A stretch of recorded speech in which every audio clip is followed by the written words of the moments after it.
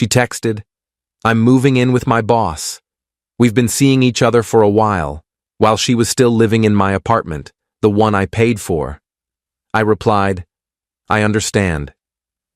That evening, I had the building security escort her out and deactivate her access card. When her boss tried to enter the building to pick up her things, I'm 32, work in finance at a private equity firm in Chicago, and until 3 months ago, I thought I had my life figured out. I'd been with Sarah for 4 years. We met at a charity fundraiser, one of those networking events where everyone pretends to care about the cause, but really just wants to make connections. She was funny, smart, ambitious. We clicked immediately. We weren't married, but we talked about it constantly. She'd send me Pinterest boards of wedding venues. I'd joke about how expensive her taste was. It felt real. She moved into my condo 2 years ago, a place I own outright in downtown Chicago, 23rd floor, floor-to-ceiling windows overlooking the lake. I'd bought it as an investment 5 years earlier when the market dipped. I covered the mortgage, utilities, HOA fees, parking, everything. She contributed maybe $300 a month for groceries, which honestly I never cared about.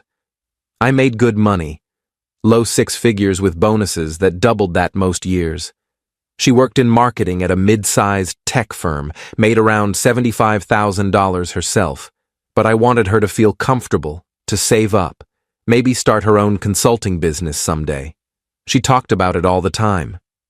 "Once I have enough saved," she'd say, "once I build my portfolio." Looking back now, I realized she wasn't saving anything. The text came on a Tuesday afternoon in late June. I was in a conference room on the 40th floor, sitting through a 3-hour meeting about a potential acquisition.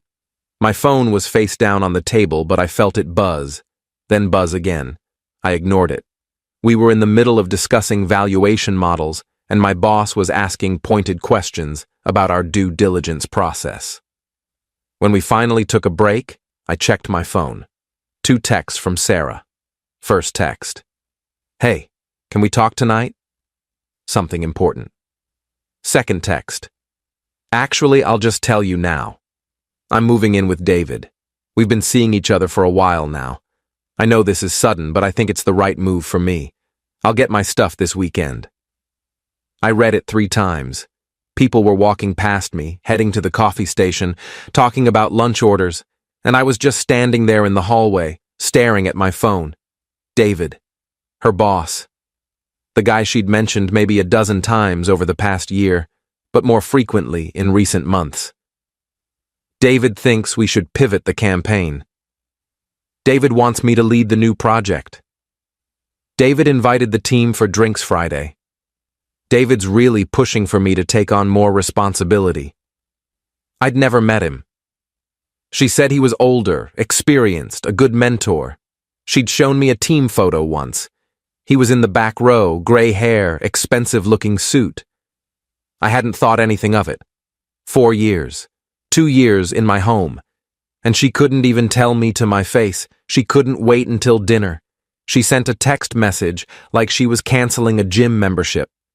I walked back into the conference room. My colleague asked if I was okay. I said I was fine. We finished the meeting.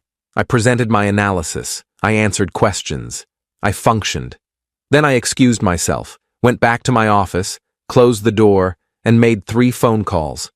First call, my lawyer, Tom Chen. No relation, just a lucky coincidence that made him easy to remember. Tom and I had worked together on a real estate deal a few years back. He was sharp, efficient, no nonsense. "Tom, I need you to pull the cohabitation agreement I signed with Sarah Mitchell 2 years ago." "The girlfriend? What happened?" "She's cheating on me with her boss. Just texted me about it. I need to know my options." There was a pause. "Jake, I'm sorry. Give me 20 minutes. I'll review the document and call you back." Second call, building management. "My condo building has 24-hour concierge service, security, the whole deal. I pay $800 a month in HOA fees specifically for this kind of service." "Hi, this is Jake Chen in Unit 2304. I need to speak with someone about security protocols for my unit." They transferred me to Marcus, the head of security. I'd talked to him a few times. Nice guy, former Marine, took his job seriously. Marcus, I have a situation. My girlfriend is moving out today. She doesn't know it yet, but she's moving out today. I need her keycard deactivated, and I need someone present when she comes to collect her things. Domestic situation? Cheating situation. No violence, no threats. I just want this handled cleanly and professionally. Understood. What time? She usually gets home around 6:30. I'll be there. Can you have someone available? I'll handle it myself. See you at 6. Third call. My brother, Kevin. He's 2 years younger, works as a high school teacher, completely different world from mine, but we've always been close. He lives in Evanston, about 40 minutes away. Kev, Sarah cheated on me. She's moving out tonight. Can you come over? I need someone here. What? Are you serious? Jake, I'm so sorry. Yeah, of course. I'll leave school as soon as I can. I'll be there by 6. Tom called me back 15 minutes later. You're good. The cohabitation agreement is airtight. She has no claim to the property, no tenant rights because you never charged her rent, and you can terminate the arrangement with written or verbal notice. Document everything. Text her back, confirm what she told you, and tell her she needs to collect her belongings today. Today? Not this weekend? Today. You control the timeline, not her. She made her choice. You're just executing it. I felt calmer after that. Having a plan helped. I texted Sarah back. I understand. Come home tonight. We'll discuss logistics. She responded immediately. Thank you for being understanding. I know this is hard. We can talk this weekend. I didn't reply. The rest of the afternoon was a blur. I wrapped up work, sent a few emails, delegated tomorrow's meetings to my associate. I left the office at 5 p.m., stopped at my place to change clothes, then sat on my couch waiting. Kevin arrived at 6 with pizza and beer. He took one look at me and said, "You're too calm. This is your angry calm." I know this face. I've had 3 weeks to prepare for this, I said. 3 weeks? You knew? Suspected. Found the credit card statements, hotel charges when she said she was working late, expensive dinners for 2 at restaurants we've never been to together, a charge at Tiffany's for $8,000 that I never saw result in any jewelry for her. Why didn't you say anything? Because I needed to be sure. And I needed to have a plan. Marcus arrived at 6:15, professional in his security uniform. I explained the situation. He nodded, said he'd handled this before, knew the drill. Sarah got home at 6:42. I'd been tracking her location on the Find My Friends app we'd set up years ago for safety reasons. I watched her little icon move through downtown into our parking garage, up the elevator. She walked in and froze. Kevin was in the kitchen. Marcus was standing near the door. I was on the couch. Jake? What's going on? Why is security here? I stood up. You said you're moving out. I'm helping you do that. Tonight. Her face went white. Her bag slipped off her shoulder and hit the floor. What? No. I meant this weekend. I haven't even talked to David about... You've been cheating on me with your boss for months, I said, keeping my voice level. You texted me about it this afternoon like you were changing hair salons. You don't get to control the timeline anymore. This weekend doesn't work for me. You can't just kick me out. I live here. This is my home. I pulled out my phone, opened the PDF Tom had sent me. You live here as my guest. This cohabitation agreement, the one you signed 2 years ago, states that I can terminate that arrangement with written notice. I'm providing verbal notice right now, and I'll email you the written version within the hour. You have 2 hours to pack your essentials. Anything you don't take tonight, I'll have professionally packed and shipped to your mom's address in Wisconsin. She stared at me like I'd grown a second head. Then the tears started. Jake, please.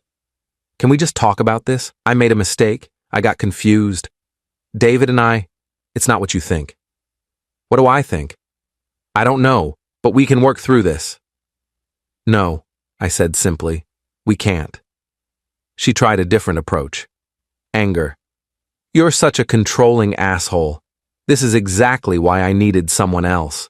You always have to have everything your way, everything planned out, everything perfect. Kevin stepped forward. Sarah, stop. You cheated. You don't get to make him the bad guy here. She whirled on him. Stay out of this, Kevin. This doesn't concern you. He's my brother. It concerns me. Marcus cleared his throat. Ms. Mitchell, I suggest you start packing. You have 2 hours. She looked at all of us, me, Kevin, Marcus, and seemed to realize this was actually happening. She pulled out her phone and made a call. I heard her side of the conversation. David? It's me. I need you to come get me. No, tonight. He's kicking me out. I don't know, Can you please just come? I need you right now. She hung up and looked at me with something like triumph. David's coming. He'll help me. Great, I said. Tell him to wait in the lobby. She started packing. Kevin helped carry boxes from the storage closet. I sat on the couch and watched. Every item she put in a suitcase was something I'd bought or we'd bought together. The sheets, the towels, the kitchen stuff. I realized I'd have to replace most of my apartment's contents. She kept trying to talk to me, apologizing, then getting angry, then apologizing again. How long have you known? Were you spying on me? Did you hire a private investigator? Credit card statements, I said. You used the card I gave you for emergencies. Hotels aren't emergencies. Her face flushed red. I forgot that was connected to your account. Clearly. David showed up 53 minutes later. I watched on the building's security app as he walked into the lobby, all confidence and expensive suit at 8 p.m. on a Tuesday. He approached Marcus at the security desk. I'm here for Sarah Mitchell, Unit 2304. Marcus checked his tablet. I don't have you listed as an approved visitor for that unit. I'm her boyfriend. She needs help with her things. Then you can wait in the lobby. The resident will send Ms. Mitchell down when she's ready. I watched David's face change on the camera feed. He wasn't used to being told no. Do you know who I am? No, sir. But I know you're not on the approved visitor list for Unit 2304. David started to argue. Marcus remained stone-faced.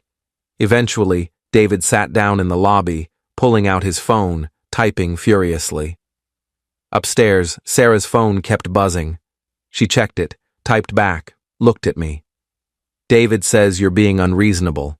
He says he's calling his lawyer. He can call whoever he wants. He's not coming up here. She finished packing around 9:30, 3 large suitcases, 2 boxes, a bag of shoes. Kevin helped carry everything to the elevator. Marcus accompanied them down. I stayed in the apartment. From my window, I watched them load up David's Tesla in the parking circle out front. He had his arm around Sarah. She was crying. He was talking on his phone, probably to that lawyer. They drove away. Kevin came back up. That guy's a piece of work. Yeah. You okay? I will be. We drank the beer, ate the pizza, watched a basketball game. Kevin crashed on the couch. Around midnight, I went to bed in a room that suddenly felt enormous and empty. Update 1. The text started the next morning at 6:47 a.m. Sarah, I'm so sorry for how everything happened yesterday. That wasn't fair to you. You deserved better. Can we please talk? Just talk? I didn't respond. I was in the shower getting ready for work, trying to pretend my life hadn't just imploded. By the time I got to the office at 8:30, there were 4 more texts. Sarah. Jake, please. I made a terrible mistake. I see that now. Sarah. David isn't who I thought he was. Sarah. Can I at least come get my grandmother's necklace? You know how much that means to me. Sarah. Please don't ignore me. I forwarded all the messages to Tom. He replied, "Don't engage. If she needs belongings, she can arrange it through me." But the necklace thing got to me. It was a real thing. Her grandmother's necklace, gold with a small emerald, maybe worth $2,000 but priceless in sentimental value. I checked the bedroom. It was still in her jewelry box in the closet. I had it professionally packaged and shipped to her mom's address in Wisconsin, signature required. Cost me $85 for rush shipping and insurance. I texted her the tracking number, nothing else. She called immediately. I didn't answer. She texted, "Thank you. I'm sorry. I'm so sorry." Thursday, the texts turned angry. "Sarah, you humiliated me in front of your brother and the building staff. My friends think you're crazy. Sarah, David's lawyer says what you did might be illegal. You can't just throw someone out with no notice." I forwarded her the cohabitation agreement and the relevant Illinois tenant law statute. Didn't add any commentary, just the documents. Friday afternoon, I got a call from an unknown number. Normally, I don't answer those, but something made me pick up. "Is this Jake Chen?" "Yes?" "This is Patricia Hartley, David Hartley's wife. I think we need to talk." My brain stuttered. "His wife?" "Yes, my husband's wife. I believe he's currently involved with your ex-girlfriend. Are you free for coffee tomorrow?" We met Saturday morning at a cafe in Lincoln Park, neutral territory. Patricia was elegant, probably mid-40s, wearing a cream-colored blazer and pearls. She looked like someone who ran charity galas and served on museum boards. She probably did. "Thank you for meeting me," she said, stirring her coffee. "I imagine this week has been difficult for you." "You could say that." She pulled out an iPad, opened a folder, turned it toward me. Credit card statements, hotel receipts, screenshots of text messages. "David has done this before. 3 times that I know of, possibly more. Always younger women who work for him. It usually lasts 6 to 8 months. He tells them we're separated, that the divorce is complicated because of our business interests, that he loves them but needs time to handle things properly." I felt sick. "Sarah doesn't know you exist?" "Oh, I'm sure she knows I exist. I'm sure he's told her we're separated. Technically, we are now. I filed for divorce Tuesday morning. But we weren't separated when their relationship started. We weren't even having problems. Or at least, I didn't think we were." "How did you find out?" "A credit card charge at a hotel in the city when he was supposed to be at a conference in Boston. I called the hotel. He'd checked in with a guest. I hired a private investigator. Got photos. Got proof." She closed the iPad. "My lawyer will be subpoenaing your ex-girlfriend as a witness. Not as a defendant. David is the defendant. But her testimony about their relationship, about what he told her, will be very valuable in court." "Why are you telling me this?"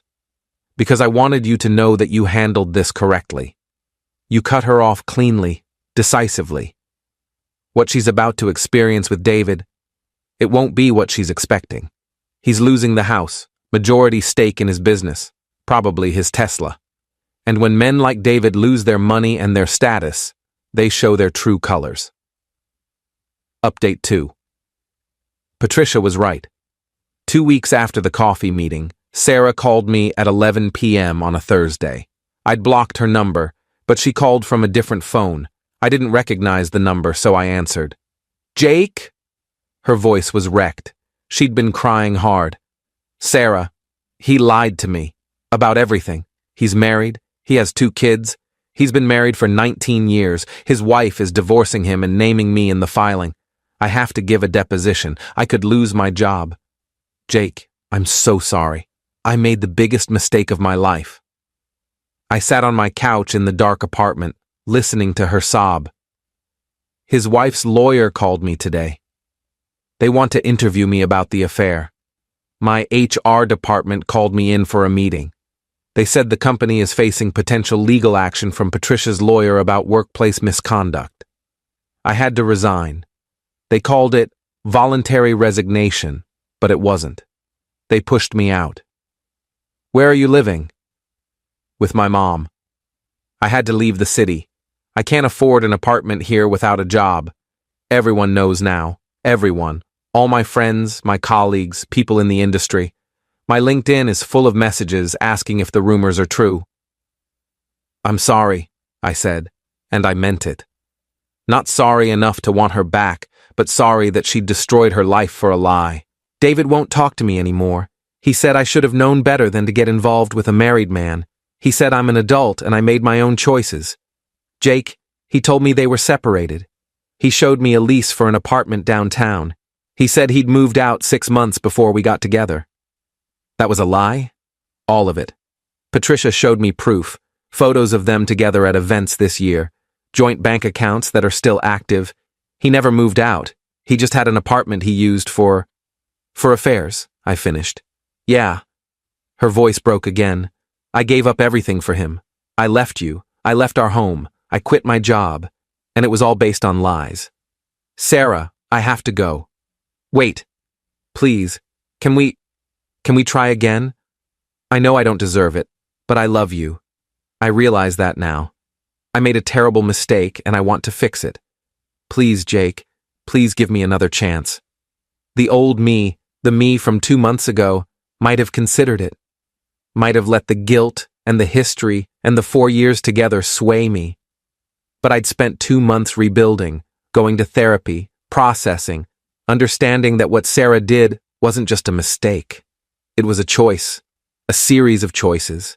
Every hotel room, every lie about working late, every moment she chose him over me. No, I said quietly. We can't. She was still crying when I hung up. I blocked that number too. Final update. It's been 3 months since that Tuesday text. It's September now. The weather is getting cooler. I'm starting to enjoy fall again, instead of just associating it with the worst summer of my life. Sarah is still living with her mom in Wisconsin. I know this because Tom told me. She's still technically involved in Patricia's divorce proceedings, and there's been some correspondence. She hasn't found a new job yet. The marketing world in Chicago isn't that big, and word spreads. Not because I said anything, I haven't, but because people talk. Office affairs involving the boss tend to become public knowledge. David's divorce was finalized last month.